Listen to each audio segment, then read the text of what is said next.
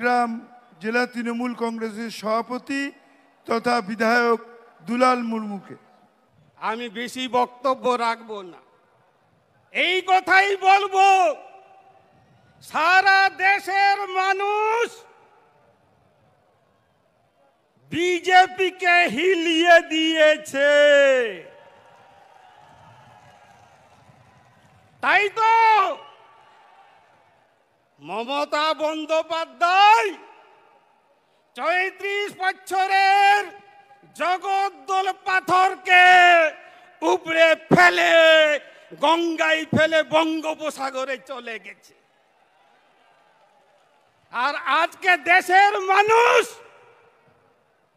Ready, হিলিয়ে দিয়েছে অহংকারকে, হিলিয়ে দিয়েছে দাম্ভিকতাকে, নাড়িয়ে দিয়েছে অহমিকাকে, নাড়িয়ে দিয়েছে হিটলারিত্বকে।